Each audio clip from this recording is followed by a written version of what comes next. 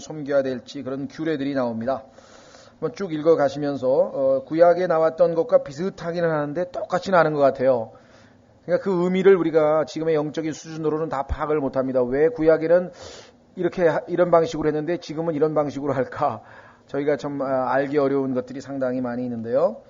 17절 그들이 안뜰의 문으로 들어올 때에는 아마 의복을 입을 것이요 안뜰의 문들과 그 안에서 섬기는 동안에는 양털 옷을 입지 말 것이며, 우리가 추측을 합니다.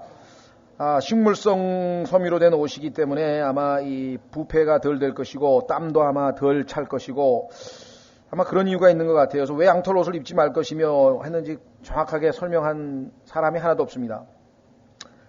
아마 모자를 머리에 쓰고 아마 반바지를 허리에 입고 땀이 나게 하는 것으로 몸을 동이지 말 것이며, 자, 이것도 우리가 추측을 할 수밖에 없는데요. 아시다시피 땀이라고 하는 것은 사람의 몸 안에 있는 독성분이라든가 불순물이라든가 독성 성분 이런 것들이 몸 밖으로 빠져나가는 게 땀이거든요. 땀이라고 하는 것은 그런 좋지 않은 나쁜 성분들과 연관이 있기 때문에 하나님 앞에서는 이 땀이 나게 하는 옷을 입어서는 안 된다, 이렇게 말씀하신 것 같아요. 더 이상은 더 깊이 있게 우리가 현재로서는 아직은 알 수가 없다는 것이죠. 19절 그들이 바깥들로 백성에게 나아갈 때 자기들이 섬길 때 입던 의복을 벗어 거룩한 방들에 두고 다른 의복을 입어 자기 의복으로 백성을 거룩히 구별하지 못하게 할지니라. 다시 말하면 하나님을 섬길 때 입던 옷을 입고 일반 백성들을 만나서는 안 된다, 이런 말씀인데 이것은 의미는 분명하죠. 하나님께만, 그렇죠? 거룩이라고 하는 것은 하나님께만 하나님 몫으로 따로 떼어놓는 것이 거룩이라는 뜻입니다. 그러니까 여러분과 제가 예수 그리스도를 믿는 순간에 하나님께서 이 땅의 수십억의 인구 가운데에서 하나님만 섬기도록 하나님께만 나아가도록 그렇게 우리를 따로 떼어놓으셔서 우리가 거룩하게 된 거예요. 하나님 보시기에는 이미 우리가 거룩하게 되었다고 과거 시제로 되어 있어요. 물론 하나님께서 우리를 보실 때에는 100% 거룩하게 됐죠. 이미 예수 그리스도를 통해서, 보혈을 통해서, 성령을 통해서. 그러나 우리의 매일매일의 삶이 정말 거룩한 상태에 있느냐, 그렇지 못한 경우도 많죠. 그래서 우리가 거룩하지 않을 때에는 예수님의 보혈로 다시 씻고 그 다음에 하나님의 말씀에 물로 우리를 씻기셔서 요한복음 17장에서 말씀하신 것이는 아버지여 아버지의 말씀으로 저희를 거룩하게 하옵소서. 그러니까 매일 하나님의 말씀을 읽지 않으면 우리의 상태가, 왜냐하면 거룩지 못한 것들이 우리 주변에 많이 있거든요. 세속적인 것, 속된 것들, 그렇죠? 사람의 관능을 자극하는 것, 사람의 무슨 감성을 자극하는 것 해가지고 소위 말하면 우리 인간을 기분 좋게 하는 좋은 것이든 나쁜 것이든 간에 하여간 하나님과 어울리지 아니하는 그런 것들이 우리 주변에 너무나 많기 때문에 우리가 늘 하나님의 말씀의 물로 우리를 거룩해 하지 아니한다면 거룩한 상태를 우리가 유지할 수는 없습니다. 그래서 이것을 이렇게 적용하시는 분이 있어요. 근데 저희가 이걸 100% 그렇게 꼭 그렇다고 얘기하는 건 아닙니다. 어떤 분들은 이 구절을 읽고 우리 신약적으로도 하나님께 베스트, 최고의 것을 드려야 된다. 그 마음은, 그렇죠? 시간에 있어서든 물질에 있어서든 뭐에 있어서든 하여간 최고의 것, 즉 제일 좋은 걸로 하나님께 드려야 된다. 그래서 어떤 분들은 심지어는 헌금하는데 빳빳한 돈으로 바꿔가지고 데려가지고 오는 사람도 있고, 그 다음에 또 예배당 갈 때 아주 제일 자기가 가지고 있는 옷 중에서 제일 좋은 옷으로 이렇게 입고 가는 분들이 많이 있습니다.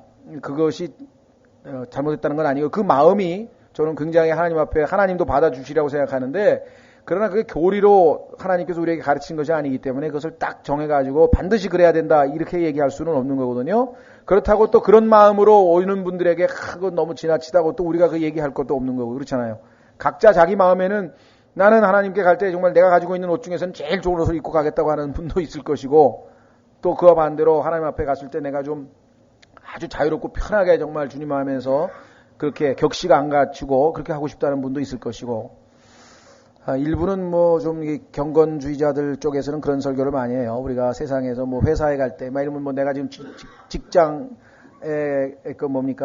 취업을 하러 면접을 보러 갈 때도 머리도 이발도 하고 또 결혼식 할 때도 깨끗하게 단장하고 그러는데, 하나님 앞에 경배하러 가는데 그렇게 가서 되느냐 이렇게 얘기하시는 분도 있긴 있는데, 그건 이제 그분의 마음이고 또 그럴 수도 있다고 생각하지만, 여기에 나와 있는 것을 교리화시켜서 반드시 그래야 된다. 그런 것은 물론 아닙니다만은 뭐 옛날에 뭐 안희숙 자매라든가 이런 분들도 보면 그런 마음가짐으로 자기 마음에 하나님께는 내가 제일 정말 부족하지만 그래도 그런 마음으로 가고 싶다. 뭐 이럴 수는 있다고 생각을 합니다. 예, 그래서 하여간 제사장은 하나님 앞에 항상 거룩함을 유지해야 된다고 하는 얘기가 17절서부터 그 기본 원칙입니다. 20절 그들은 또 머리를 밀지 말며 머리털을 길게 자라게 하지도 말고 머리털을 깎기만 할 것이며 참으로 극단적이고 그렇게 하지 않고 단정하게 우리가 얘기하는 것은 아주 절제된 모습으로 의복도 갖춰야 되고 그 다음에 머리도 해야 되겠고 21절 어떤 제사장이든지 안뜰로 들어갈 때에는 포도주를 마시지 말지니라. 여기에 대해서는 대부분 영적으로 적용을 많이 하더라고요. 왜냐하면 여러분도 아까 말씀드렸지만 계시록 1장 5절과 6절에 보시면 우리가 그리스도 앞에서 제사장이고 그 다음에 또 베드로전서에 보면은 우리가 영적인 희생물을 하나님 앞에 드리는 제사장이다 보니까 여기에 나와 있는 N이라고 하는 말을 확대 해석합니다. 그러니까 여기서 얘기하는 N이라고 하는 것은 일반적으로 이 문맥으로 봐서는 지금 천년왕국 때의 모든 그 누구든지 간에 제사장이라면은 전부 다 포도주를 마셔서는 안 된다. 이렇게 하는 게 이제 여기 문맥에 맞는 해석이고 그러나 N이라고 하는 말은 넓게 해석하면은 그 어떠한 사람이든 간에 제사장에 해당되는 사람은 그 누구라도 다 이런 의미가 될 수 있기 때문에 절대로 그리스도인들은 술 먹지 말아야 된다. 라고 할 때 이 구절을 인용하기도 합니다. 물론 저는 이 구절을 인용하지는 않아요. 그러나 인용을 하는 분도 있다는 것 그렇게 알아두시고요. 자, 그래서 뭐 충분히 성경적으로 뒷받침이 됩니다. 왜냐하면 우리도 제사장이라고 하는 사실을 신약 성경에서 우리에게 분명하게 말씀하고 있기 때문에 그렇죠? 예. 그 다음에 계속해서 22절 그들은 과부나 버림받은 여자를 아내로 취하지 말고 오직 이스라엘의 집시에 속한 처녀나 전에 제사장과 살았던 과부를 취할 것이요 또 내 백성에게 거룩한 것과 더러운 것의 차이를 가르쳐. 자, 22절도 20절이나 21절이나 22절이나 전부 다 하나님 앞에 제사장은 거룩한 존재라고 하는 것을 강조한다라고 하는 것이 기본 원칙이고요. 자, 중요한 직분이 하나 있네요. 그것은 뭐냐? 임무가 하나 있는데 거룩한 것과 더러운 것의 차이를 가르쳐 그들로 하여금 부정한 것과 정결한 것을 분별하게 할 것이며 오늘날 사역자들이 하나님의 물론 일반 우리 모든 그리스도인들이 다 제사장이지만 특히 하나님의 말씀을 가르치는 교사와 목자로서의 직분을 은사를 하나님이 주신 사람들에게 있어서 제일 중요한 것의 하나는 거룩한 것과 더러운 것의 차이 그 다음에 부정한 것과 정결한 것의 진리와 거짓 참과 거짓 이것을 정확하게 가르치는 것이 제1차적인 임무라고 하는 사실을 우리가 잘 알아야 됩니다. 분명하게 성경은 말씀하기를 진리를 말하라 라고 하는 것이 에베소 4장 15절에 보면 먼저고 거기에 이제 뒤에 덧붙여서 in love라 그랬는데요. 사랑으로 이렇게 되어 있습니다. 자, 만약에 다른 형제들을 사랑한다는 이유로 그 사람들의 마음이 상할까봐 그 사람들과 분열을 일으킬까봐 그 사람들을 상처낼까봐 등등등등의 이유로 우리가 진리를 말하지 아니한다면 그건 하나님의 말씀을 정면으로 위배한 것이고요. 진리를 말하긴 말아야 돼요.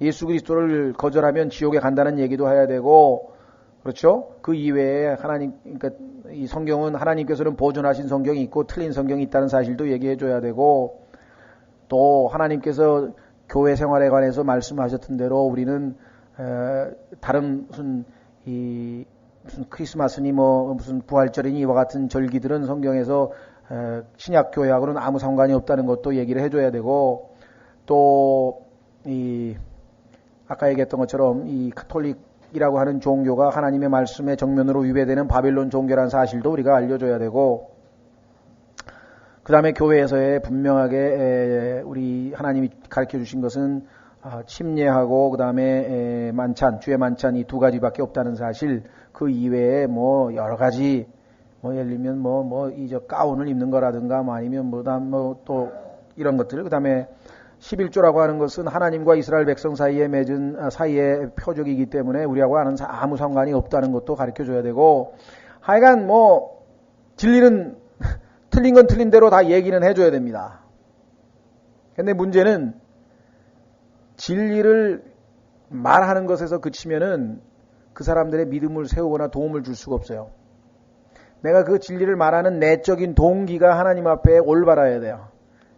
그것은 사랑하기 때문에 사랑으로 이야기를 해야지, 교만하게 얘기한다든가 비판하는 마음으로 했다든가 아니면 그 사람들을 무시하고 멸시하고 그것도 모르냐는 식으로 얘기했다든가 이렇게 되면은 결국은 파괴적인 결과가 나온단 말이에요. 그렇죠? 정말 내가 저 사람이 지옥에 가면 안 되기 때문에 참 예수 그리스도를 거부하면은 영원한 불못에서 고통을 당하십니다. 이렇게 얘기하고 분명히 얘기를 해줄 수 있지만 마치 그냥 그 사람이 지옥에라도 가기를 바란다는 듯이 말이에요. 그래 넌 지옥이나 가라 말이지 말이야. 뭐 이런 식으로 얘기를 한다든가 이건 아주 그래서 두 가지입니다. 이 사랑 때문에 올바른 교리를 뭐 알지도 못하지만 알고 있는 교리조차도 잘 얘기를 안 하려고 하는 경우 있죠. 뭐 그 이외에도 많잖아요. 지금 뭐 우리가 실행하고 있는 것 중에 뭐 헌금 뭐 이름을 갖다가 밝힌다든가 아니면 뭐 성경에는 분명히 이 집사의 직분이 한 아내의 남편이 되는 사람에게만 주어져 있는데 그것을 뭐 아무렇게나 막 한다든가 뭐 그 이외에도 하여간 하나님 말씀하고 이렇게 비교해보면 막 안 맞는 게 뭐 너무나 틀린 게 너무나 엉터리가 너무너무 지금 많은 거기 때문에 정말 우리 주변에 있는 사람들, 특히 구원받은 그리스도인이면서 그렇지 못한 교회에 다니시는 분들에게 우리가 참 필요한 경우에는 그와 같은 말씀을 전해줘야 되기는 하지만 조심해야 될 것은 정말 그 형제가를 사랑하기 때문에 하나님께서는 법대로 경계하지 아니하면은 상을 받을 수 없다고 성경에 말씀했습니다. 내가 형제를 사랑하기 때문에 형제가 구원받은 이후에 지금까지 나름대로 주님을 열심히 섬겼는데 그게 다 법에 어긋나고 규칙에 어긋나고 하나님의 말씀하고 어긋나면 나중에 하나님 앞에 갔을 때 그것이 금과 은과 보석이 아닌 나무와 뭡니까 그 헤이 건초와 그 다음에 이 스토브 뭐라 하나요 그루터기 다 행동은 그러니까 주님을 뭔가 하긴 했는데 다 규칙 위반으로 돼서 하나님 앞에 다 불로 타버려서 헛고생할 것이 너무나 안타깝고 그래서 하나님의 말씀대로 하는 것이 옳다 이렇게 우리가 가르쳐 주는 게 필요하겠죠. 근데 문제는 사랑으로 하느냐 안 하느냐 이것에 따라 참 그 사람들이 순간적으로 기분 나쁘고 순간적으로 막 화가 나고 하지만 정말 우리가 진정한 사랑을 가지고 이야기한 것은 그 언젠가 그에게 뭔가 유익한 쪽으로 도움이 되지만 사역이 되지만 그렇지 않은 경우에는 오히려 마음을 닫는다는 거나 파괴적이 된다든가 아니면 더 아주 거세게 저항하는데 미국의 근본주의 교회들의 경우에는 굉장히 그 교만한 영을 가지고 소위 말하면 우리가 최고다. 너희는 아무것도 모른다 예를 들면 그런 마음 자세로 하기 때문에 전혀 먹혀 들어가지 않는 거예요. 오히려 뭐랄까 바리새인이라는 그런 아주 뭐랄까 지들은 알면 행동해야 될 거 아니냐 이거죠. 알면서 행동도 안 한다고 이런 욕을 먹게 되는 경우가 있습니다. 그래서 이 진리를 말하라. Speaking the truth in love예요.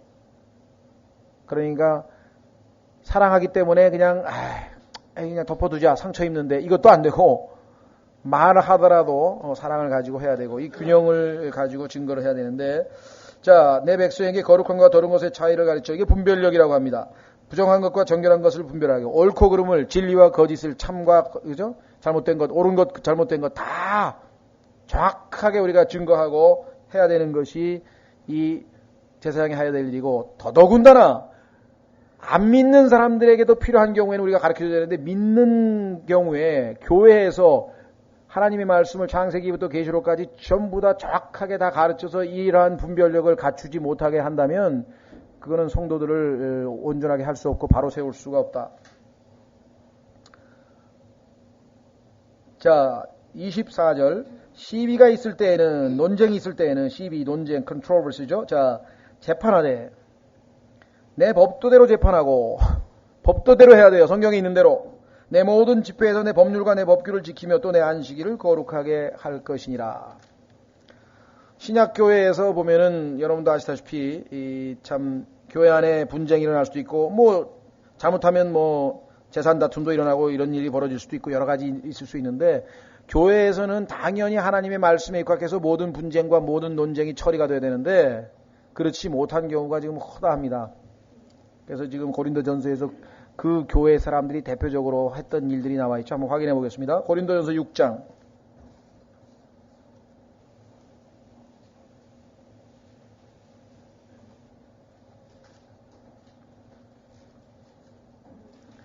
고린도전서 6장에 보면은 교회 안에 형제들 사이에 분쟁이 생겼는데 이것을 결국은 세상의 법정까지 가지고 가서 재판을 하게 되는 경우가 발생했어요. 너희 중에 누가 다른 사람과 문제가 있을 때 감히 불의한 자들 앞에서, 우리는 의롭게 된 자들인데 그리스도 안에서, 아니 어떻게 불의한 자들 앞에서 고소하고 성도들 앞에서 하지 아니하느냐. 정 그 형제가 회개 안 하고 끝까지 버팅기면 할 수 없이 성도들이 있는 데다가 교회에다 얘기를 해야죠. 그렇죠? 그렇죠? 자, 그래서 성도들이 세상을 판단할 것을 너희가 알지 못하느냐. 나중에 우리가 주님과 함께 세상을 판단할 사람들인데 세상도 너희에게 판단을 받겠거든 너희가 지극히 작은 문제를 판단하는 것도 감당하지 못하겠느냐. 나중에 여러분과 제가 10고을을 다스리게 될지 5고을을 다스리게 될지 뭐 1고을을 다스리게 될지 잘 모르지만 그 통치자, 그 다스리는 자가 해야 될 일이 뭐냐면은 재판하는 거 아니잖아요. 하는 거잖아요. 모세도 그래서 재판을 했고 나중에 뭐 100부장, 50부장, 10부장 이 사람들이 다 했던 일이 다 재판을 시시비비를 가려주는 거거든요. 옳고 그름을 가려주는 일인데 그래서 3절에 우리가 천사들을 판단할 것을 너희가 알지 못하느냐. 하나님께 거역했던 그 천사들, 그들은 구약에서 하나님의 아들들이라고 창세기 6장에 불렸고 욥기 38장에 불리었는데 하나님의 아들들이라고 불리었던 자들. 그런데 그들이 타락해서 지상의 땅으로 내려와서 사람의 딸들과 혼인해서 하나님을 거역했던 자들이 있었습니다. 그렇죠?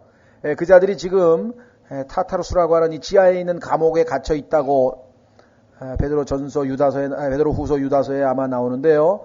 이들을 나중에 심판해서 영원히 불못으로 던질 사람들이 누구냐면 신약의 하나님의 아들들이에요.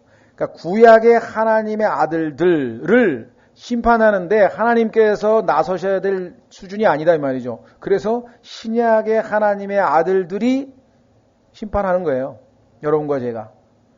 근데 그 정도로 지금 이 신분이 높은 사람들인데 너희가 근데 어떻게 해서 지금 그러하거늘 하물며 이 세상 사람에 속한 일들이야. 그런즉 너희가 만일 이 세상 사람에 속한 일들을 판단하려거든. 교회 안에서 뭐 엘리면 분쟁이 생겨가지고 그 문제 가지고 시시비비를 가리려면은 지금 약간 비꼬는 거예요. 뭐라고 얘기하냐면 교회 안에서 가장 작게 여기는 자들을 세워 판단하게 하라. 그거는 뭐 영적 지도자가 나설 것도 없이 교회에 제일 온지도 얼마 안 된 사람 보고 성경 펴서 딱 그거 가지고 그 사람이 재판하도록 하라. 그러니까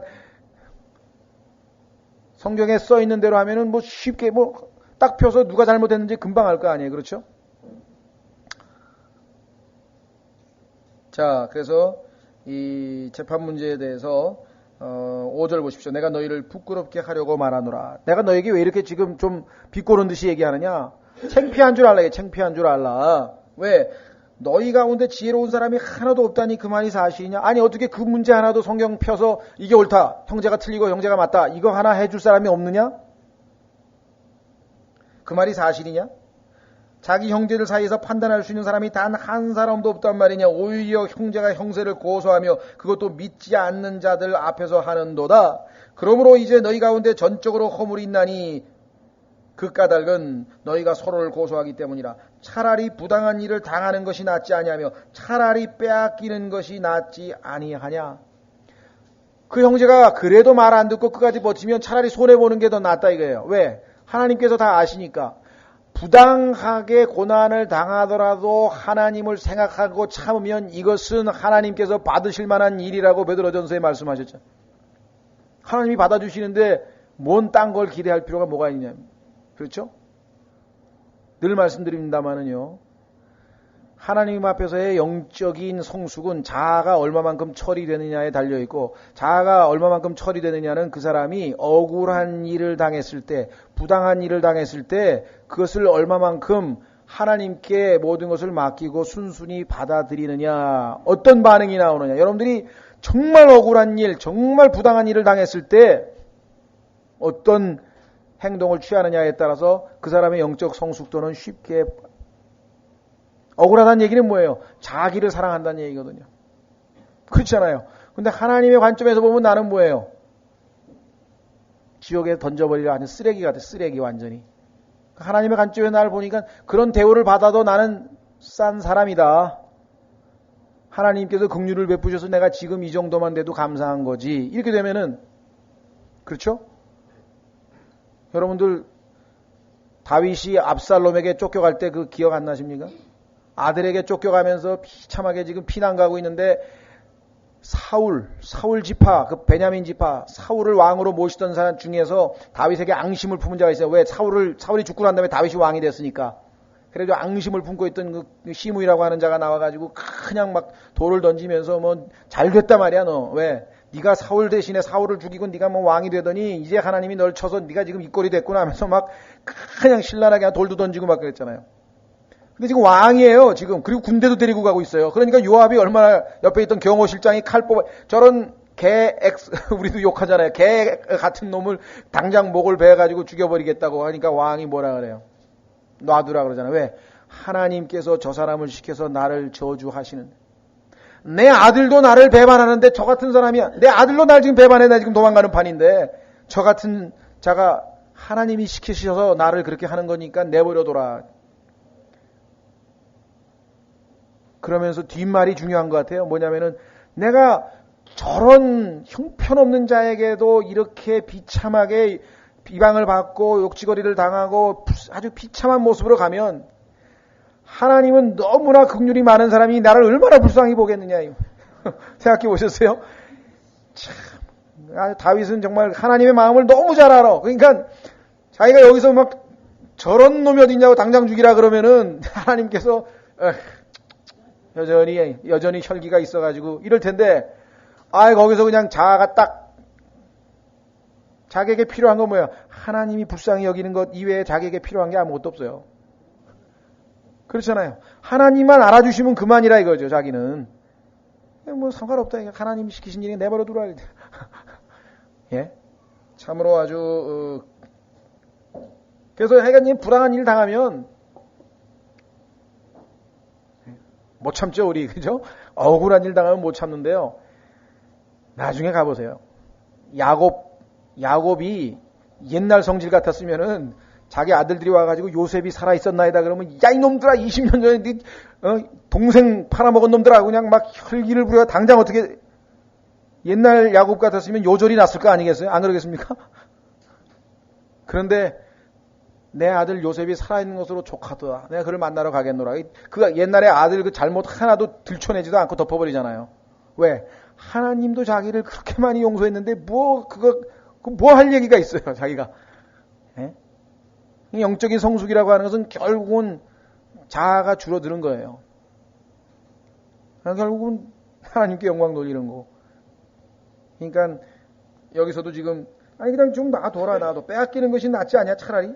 8절. 그런데 도리어 너희가 부당한 일을 행하고 속여 빼앗되 그것도 너희 형제에게서 그러하는도다. 형제에게 그런 짓을 하면 아버지 마음이 어떻게 되겠느냐 이 말이죠, 지금. 차라리 형제니까 그냥 가져가라고. 그래야 아버지 마음이 편하시고 그나마 아버지가 그래도 자식 하나가 그렇잖아요. 그 누군가가 얘기했듯이 그리스도인의 삶은, 성숙은 뭐야? 빼앗기는 삶이에요. 하나님 앞에 한 개씩, 두 개씩 빼앗겨 가가지고 나중에 아무것도 안 남으면 어떨 것 같아요? 엄청 편한 거예요. 왜? 모든 걸 다 하나님이 하시니까. 내가 할 게 하나도 없는 거야. 그야말로 믿음의 삶이에요, 그건. 그건 이제 그야말로 전적으로 하나님만 의존하는 삶이다.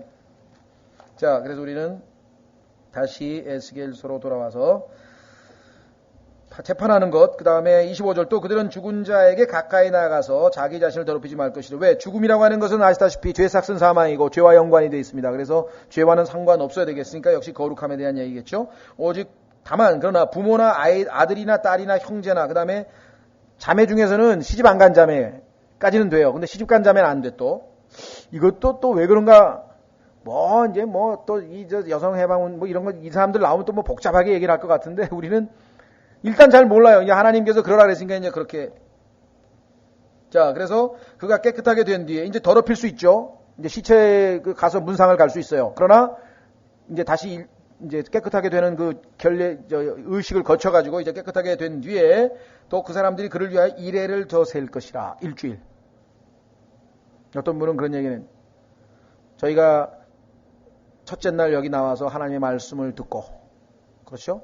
그러면 깨끗해진 말씀으로 우리를 씻어내고 우리가 거룩하게 되고 하나님께 경배하고 다 교제 가운데에서 정말 이제 예수 그리스도께서 말씀하신 것처럼 서로가 서로를 말씀의 물로 씻어주는 것. 그것이 이제 예수님께서는 세족식이라고 하는 걸 통해서 비유법으로 말씀을 하셨죠. 말씀 안에서 교제하면서 서로가 서로 깨끗해져.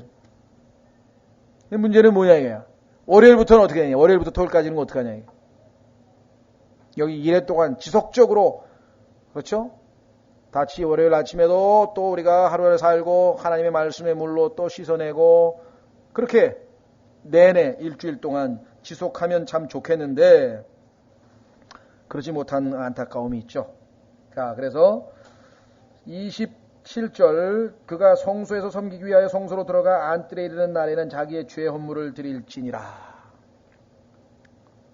우리가 일주일 동안 살면서 어차피 아직 우리 육신의 죄가 있고 여전히 세상에 죄된 환경 가운데 악한 현 세상에 살다 보니까 하나님 앞에 나와서 우리가 합당치 못한 모든 것들을 고하고 죄 헌물을 드려야 되는 경우도 아마 매주 있게 되겠죠.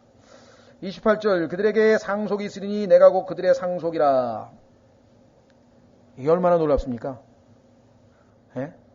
다른 지파 다른 사람들은 전부 다 하나님이 땅을 나누어 주는데 유업으로 상속을 줬는데 이 제사장들은 상속이 필요 없어. 왜? 하나님이 상속이야. 그래서 하나님 앞에 바친 봉헌물, 번제헌물, 헌물들 쫙 받아가지고 다 이 사람들 줬어. 하나님께 바친 건데 왜? 하나님 거니까 이 사람들 다 줬었죠. 우리 찬송가 중에 그게 바로 그겁니다. 나의 영원하신 기업, 생명보다 귀하다. 그 기업이란 말이 하나님이 이제 기업, 유산, 뭐 상속 이게 다 같은 말이거든요. 여러분과 저는 모르겠어요. 사업하시는 분이 계신지 모르겠어요. 사업, 기업 이런 거 말고 우리의 기업은 뭐냐? 예수 그리스도라며. 주가 우리의 영원한 기업이에요. 영원한 기업. 자, 그래서 너희는 이스라엘 안에서 그들에게 아무 소유도 주지 말라. 왜? 줄 필요 없어. 왜? 내가 그들의 소유니까. 내가 그들 거니까 나는 전능하고 모든 걸 다 해주세요. 필요 없다 이게. 그들은 음식 헌물과 죄 헌물과 범법 헌물을 먹을지니. 왜? 이게 다 하나님께 드린 건데 하나님께서 그들 거니까 다 줬어요. 제사장님. 곧 이스라엘 안에서 아주 바친 모든 것이 그들의 소유가 되며 온갖 것의 모든 첫 열매의 처음 것과 너희의 온갖 봉헌물의 모든 봉헌물이 제사장의 소유가 되리라. 신약에서도 우리가 다 대사장이긴 하지만요.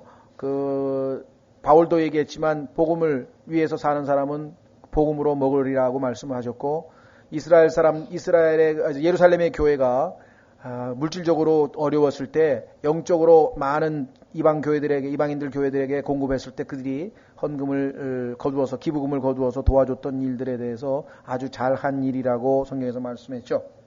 자, 또 너희는 너희 반죽의 처음 것을 제사장에 주어 그대로 말미암아 복이 내 집에 머물게 할지니라. 제사장들은 날짐승이든 짐승이든 저절로 죽은 것이나 찢긴 것은 먹지 말지니라.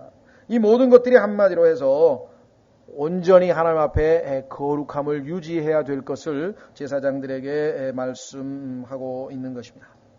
자, 그래서 이제 우리는 45장으로 가겠습니다. 45장은 지난번에 나누어드린 그림표가 좀 있어야 되는데 그림표 있으세요? 그 그림표에 보면은 지난번에 봤던 그 도표 밑에 네모나게 돼가지고 레위인들의 구역, 거룩한 헌물, 제사장의 구역 이렇게 돼 있죠. 예. 그래서 가운데 제사장의 구역이라고 되어 있는 거기에 조그맣게 실로라고 되어 있고 왼쪽에 성소로 되어 있어요. 그렇죠? 예. 그 장소를 지금 설명하는 겁니다. 왜냐하면 여기서 지금 하나님 앞에 경배가 드려지는 장소거든요. 그러니까 여기가 천년왕국 때의 제일 중요한 핵심 장소예요. 여기서 모든 일이 결정이 되는 거야. 마치 지금 뭐 우리나라 같으면 청와대에서, 미국 같으면 백악관에서 모든 문제가 다 결정되듯이 모든 아주 온 세계에서, 온 세상에서 제일 핵심되는 중심 지역이 바로 이 지역인데, 이 지역은 정확하진 않습니다만은 여기 지금 오른쪽에 그 도표에 보면 설명이 뭐냐면 실로라고 하는 옛날 하나님 솔로몬의 성전이 지어지기 전에, 실로라고 하는 곳에 그 뭡니까 태바나클 이 성막이 놓여 있었는데 그 장소가 바로 이 장소라고 라키는 주장을 하는데 이것이 뭐 100% 입증된 건 아닌 것 같아요. 근데 이제 이분은 아마 거기라고 지금 추정을 해서 여기 지금 설명을 했네요. 자, 어쨌거나 그 그림을 좀 보시면서요. 또 너희가 제비 뽑아 이 땅을 나누어 상속으로 삼을 때 그 상속으로 삼는 내용은 47장인가 보면 나옵니다. 거기 왼쪽에 보십시오. 그 동그랗게 해서 단, 아셀, 납달리, 므낫세, 에프라임, 루벤, 유다 이렇게 가지고 지금 위에 그 뭡니까 쭉 저기가 나오죠. 지파들 이름이 나오고 그다음 밑으로 가면은 통치자의 구역, 그다음에 베냐민, 시므온, 이사칼, 스불론, 갓 이렇게 되어 있는데 가운데 그 통치자의 구역, 그 왼쪽에 레위인들의 구역이라고 하는 것을 확대해서 오른쪽에 지금 따로 지금 보여주고 있잖아요. 그렇죠? 자, 그래서 상속으로 삼을 때 이 땅의 거룩한 부분을 봉헌물로 주게 될지니, 그러니까 이스라엘의 이 팔레스타인 땅을 유업으로 쭉 지파마다 이제 나누어 주게 되는데 그때 정 가운데에 있는 중요한 부분을 하나님께 바치라 이거죠. 봉헌물로. 자, 그런데 그 길이는 25,000 갈대. 그 도표에 보면은 한 면이 25,000 리드라고 돼 있죠. 이 리드란 말은 영어를 그냥 그대로 갖다 썼네요. 그러니까 우리말로는 갈대라고, 아마 갈대 길이에 해당돼서 그렇게 얘기를 했나 봐요. 자, 그래서 그 한 면이 25,000 리드라고 돼 있죠. 그래서 정사각형인데 오른쪽으로 오면은 레위인들의 구역까지가 1000 갈대고, 10,000 갈대고, 그 다음이 또 10,000 갈대고, 그 다음에 맨 밑에가 5,000 갈대. 그래가지고 맨 오른쪽으로 보면은 통치자의 몫이라고 되어 있는 부분에 길이가 나와 있어요. 10,000 갈대, 10,000 갈대, 5,000 갈대. 그래서 25,000 갈대. 보이세요? 맨 오른쪽에 통치자들의 몫이라고 되어 있는데 숫자로 조그맣게 10,000 갈대 아래쪽으로 10,000 갈대, 10,000 갈대, 5,000 갈대에서 25,000 갈대 맞죠? 예, 수평으로도 25,000 갈대. 그래서 정사각형입니다.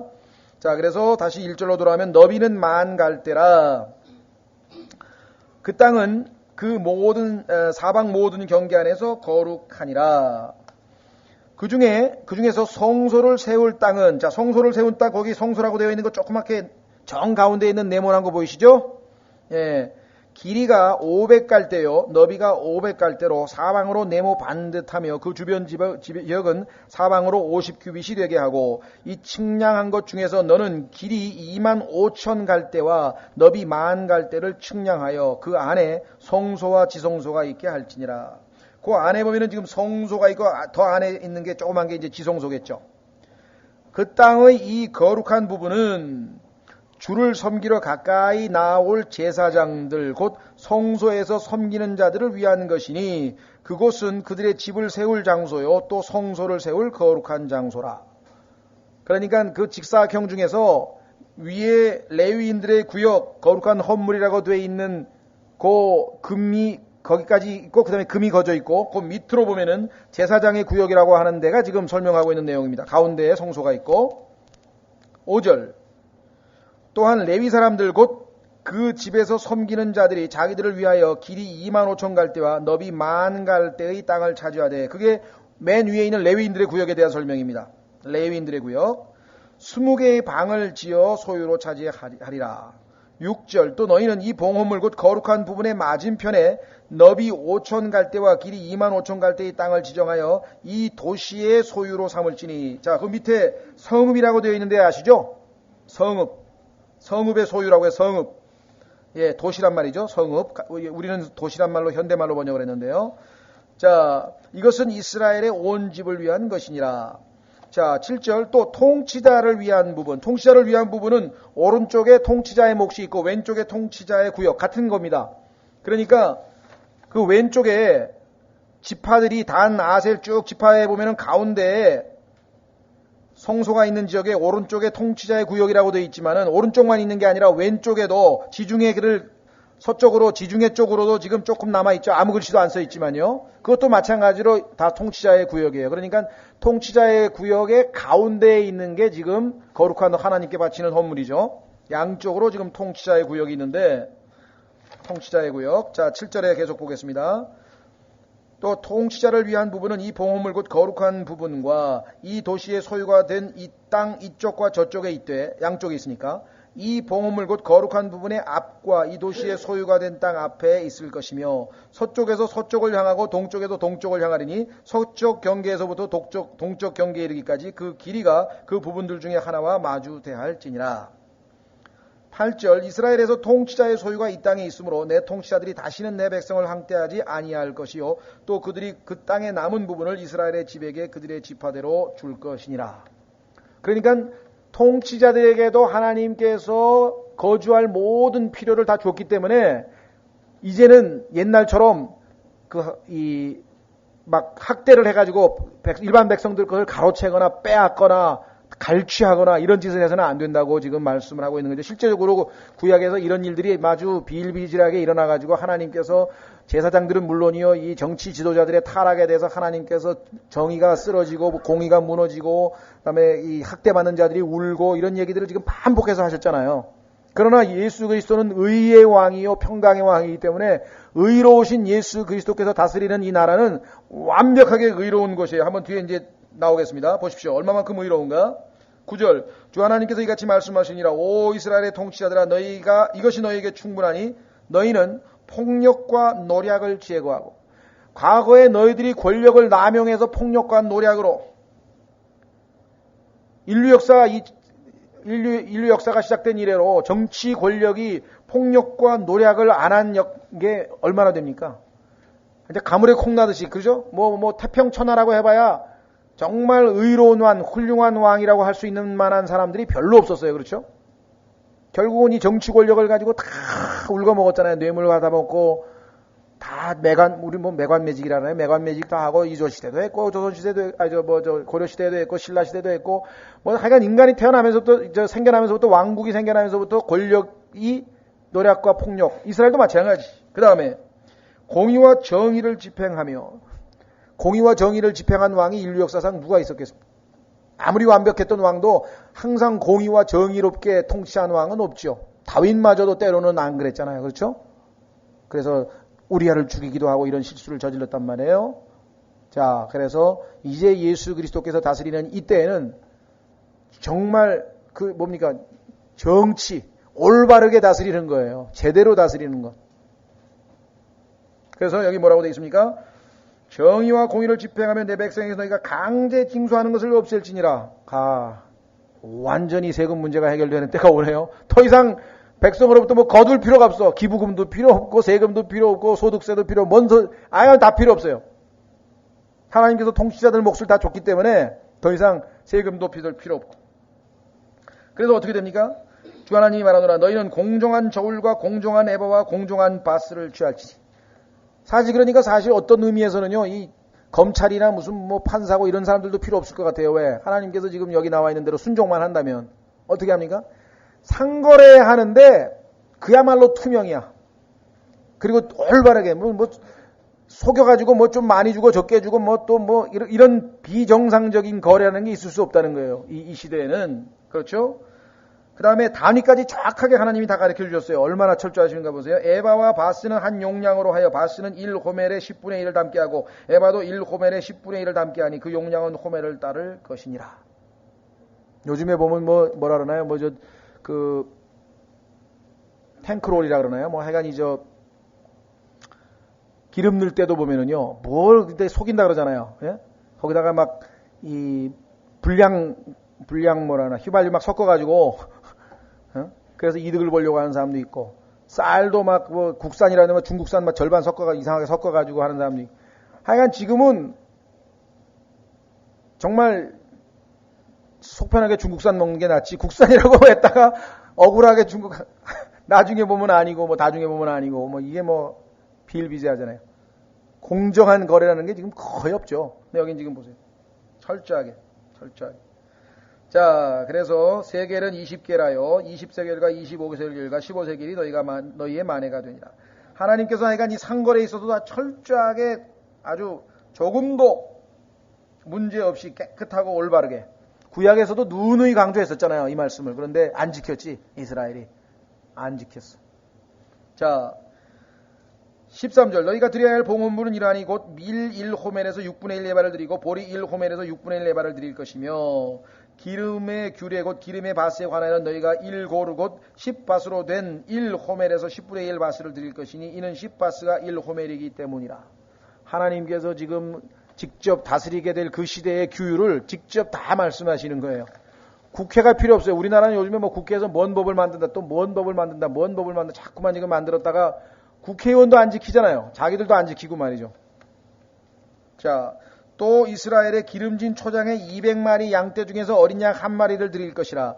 너희가 음식 헌물과 번제 헌물과 화평 헌물을 이것들로 드려 백성을 위해 화해를 이룰지니라 주 하나님이 말하노라. 제사장이 해야 될 일들을 지금 설명하고 계십니다. 16절 이 땅의 모든 백성은 이스라엘의 통치자를 위하여 이 봉헌물을 드릴 것이며. 자, 통치자에게 정해준 몫이 있기 때문에 이것만 딱 드리면 돼요. 더 이상 딴 거 무슨 세금 걷거나 이런 거 할 필요 없다 이 말이죠. 통치자의 몫은 명절과 월삭과 안식일과 이스라엘의 집의 모든 엄숙한 날에 번제 헌물과 음식 헌물과 음료 헌물을 드리는 것이니 그는 죄 헌물과 음식 헌물과 번제 헌물과 화평 헌물을 예비하여 이스라엘의 집을 위해 화해를 이룰지니라. 주 하나님께서 이같이 말씀하시느니라.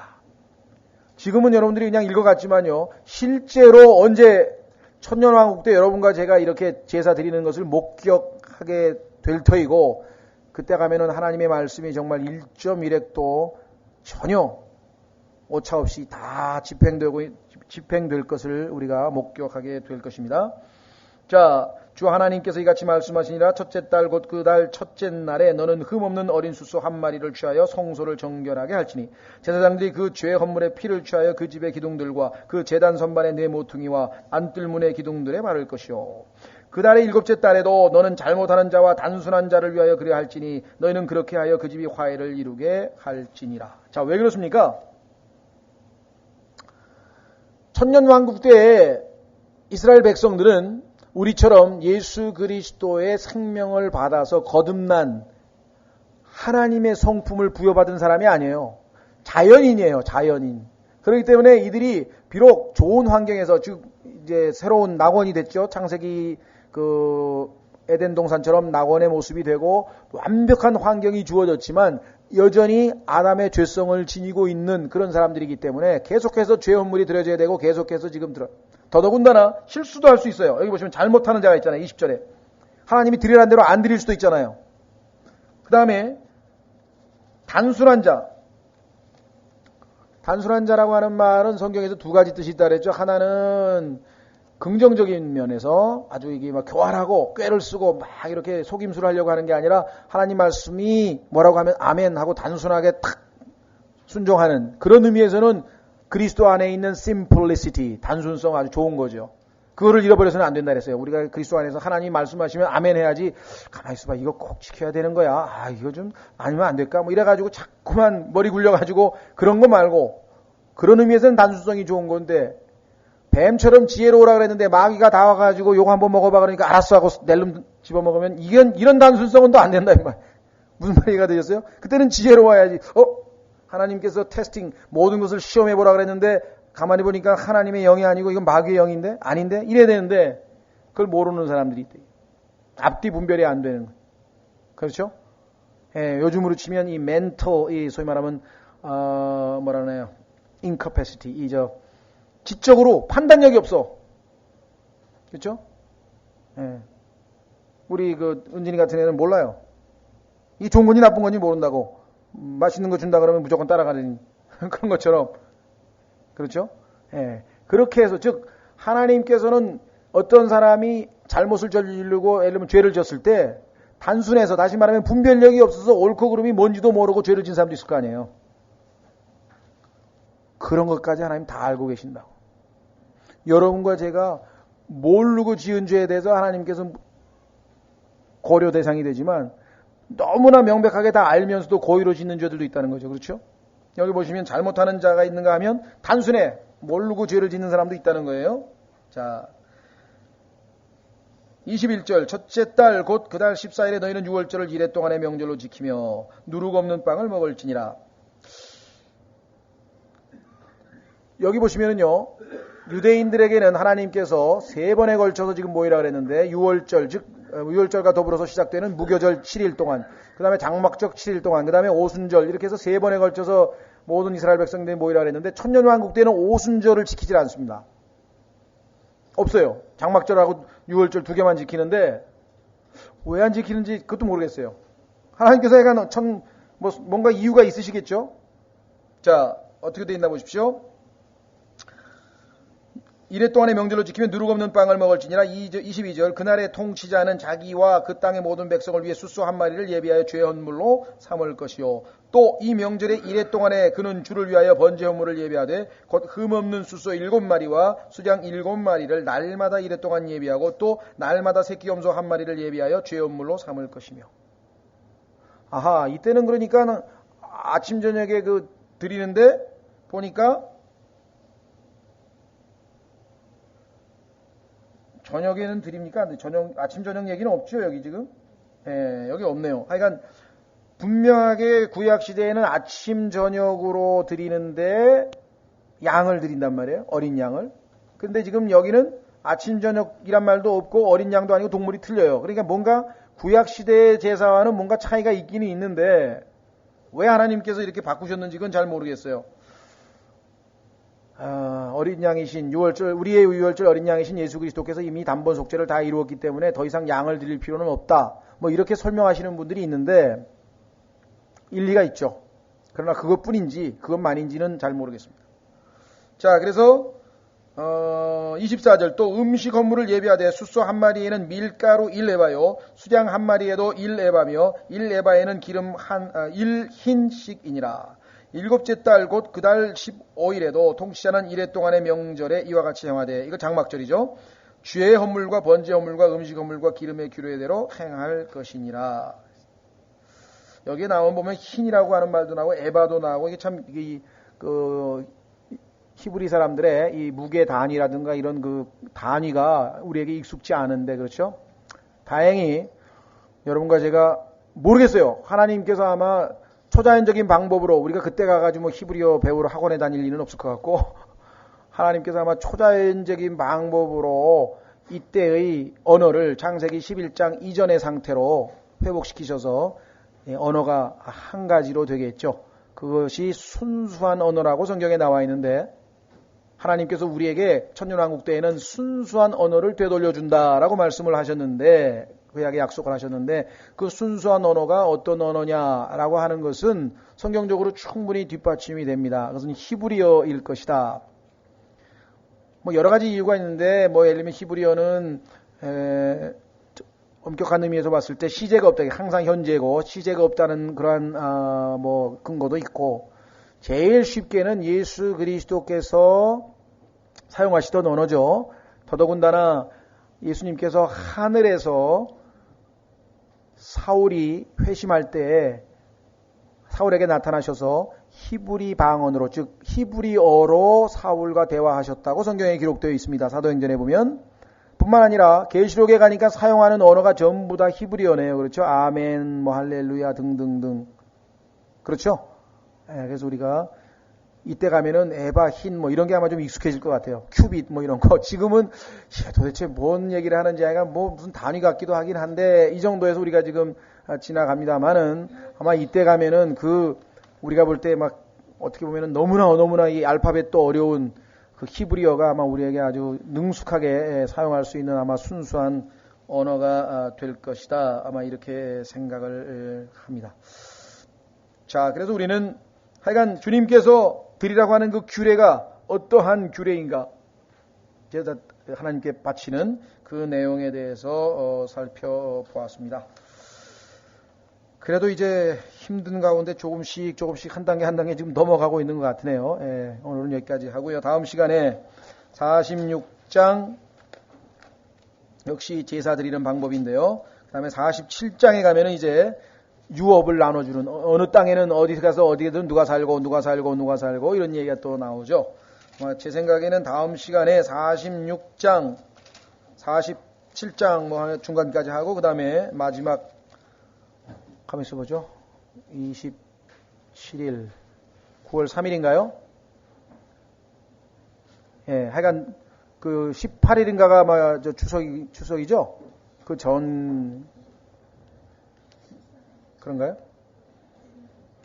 하여간 제가 보기에는 저 추석이 걸리는 토요일 날은 쉬고요. 거기 전에 지금 9월 달에 2번 남았거든요. 2번에 걸쳐서 우리가 이 나머지 석장을 마무리를 지어서 일단 해석을 저는 마치도록 그렇게 하겠습니다.